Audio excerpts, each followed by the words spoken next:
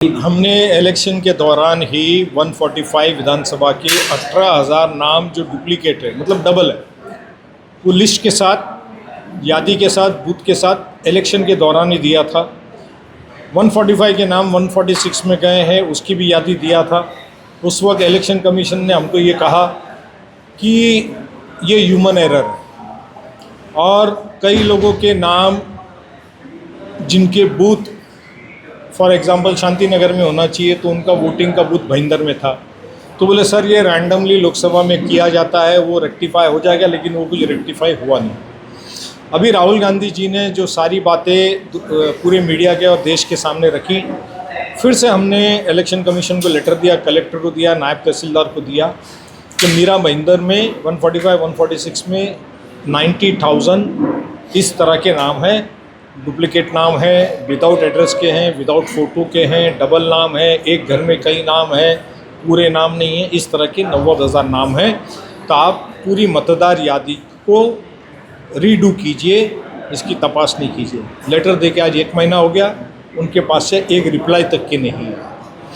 खैर, election commission ने जो मीरा भईंदर के वार्डों की रचना अभी करी है 2011 के सेंसस के माध्यम से की है। 2017 में भी 2011 का सेंसस यूज़ किया गया था।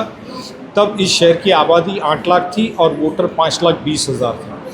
अब 2024 के लोकसभा में और विधानसभा में वोटर 8.5 लाख है और लोक वस्ती 12 से 15 लाख के आसपास है। और फिर से इलेक्शन कमीशन ने 2011 के सेंसस पे किया। हमने इस पे ऑब्जेक्शन रेज किया है। उनके पास में पीपल रिप्रेजेंटेटिव एक्ट का रेफरेंस दिया है, हाई कोर्ट और सुप्रीम कोर्ट के जजमेंट्स के पिटीशन नंबर भी दिए, जिसमें हाई कोर्ट ने और सुप्रीम कोर्ट ने कहा है people representatives act is basically based on 1 man 1 vote and right to vote.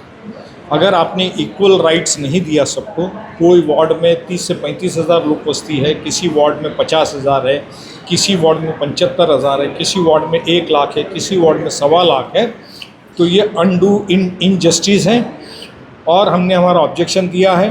अगर तो इलेक्शन कमीशन हमारे ऑब्जेक्शन को सुन के हियरिंग को बुलाएगा तो हम हमारी बात को फिर से रखेंगे, और अगर उन्होंने नहीं बुलाया तो हमारे सामने जुडिशरी का दरवाज़ा खुला है, हम हाई कोर्ट में जाएंगे और अपनी बात को हाई कोर्ट में रखेंगे। परिवहन मंत्री प्रताप सरनायक साहब मेरे यूथ कांग्रेस के ज़माने के दोस्त हैं, हमारे बहुत ही अच्छे मित्र हैं। मुझे खुशी इस बात की है, देर आए दुरुस्त आए, उन्होंने मीरा भईंदर शहरवासियों की इस परेशानी को समझा और इस मुद्दे को हाथ में लिया। मगर मेरा एक उनको सुझाव है कि टोल नाके को आप जो मुंबई कॉरपोरेशन का पहले जो टोल वसूल किया जाता था वो जगह खाली पड़ी है, वहाँ पर शिफ्ट कीजिए, और जो ब्रिज वेस्टर्न होटल के पास से आता है और ख़त्म होता है और जो साइड का सर्विस रोड है उसको हाईवे के साथ जॉइंट कीजिए, और टोल जिन गाड़ियों से लेना है, ट्रक से या टेम्पोज वगैरह से, उसकी 2 लेन बना दिया जाए ताकि टोल भरने वाली लेन उस तरफ चली जाए और विदाउट टोल की जो गाड़ियां हैं वो यहाँ से हाईवे से क्लियर होते हुए निकल जाए। इनको सिर्फ बॉम्बे म्यूनसिपल कॉरपोरेशन की जो ज़मीन पड़ी हुई है, जिसको छपरा लगाया हुआ है, हो सकता है कि गवर्नमेंट कोई 5 स्टार होटल या मॉल को दे दे, उससे पहले वो ज़मीन वो इस पर्पज़ के लिए यूज़ करे, और जहाँ पे पुलिस का बैरिकेड लगता है उसके आगे जो भी अतिक्रमण है या स्ट्रक्चर्स है, उनको जो उनका मुआवजा देना चाहिए वो दे करके रास्ता क्लीन करना चाहिए, ताकि टोल भरी हुई गाड़ियाँ ब्रिज पर ना चढ़े, ब्रिज के नीचे से ही वो दहीसर बोरीवली की तरफ चली जाए। ये the most easiest and the most fastest way of resolving the toll problem है।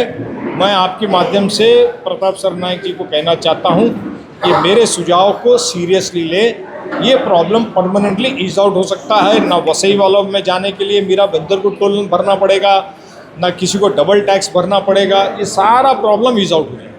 सर, हर चुनाव में मुद्दा हुआ करता था टोल नाके का, क्या कहेंगे?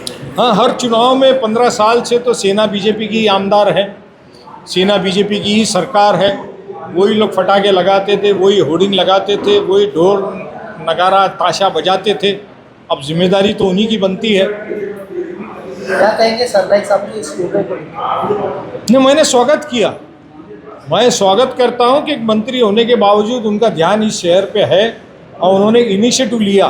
मैंने एक लेकिन अच्छा सुझाव उनको दिया है उस पर उन्होंने अमल करने की ज़रूरत है। सर क्या लगता है कि आने वाले दिनों में जो महानगर पालिका के चुनाव है, उन चुनाव को देखते हुए जो राज्य में जो मंत्री है या फिर जो आमदार खासदार है, ये लोग नए नए तरीके से उद्घाटन और इस तरह की चीज़ें ला रहे हैं ताकि वोटों को रिझा सके?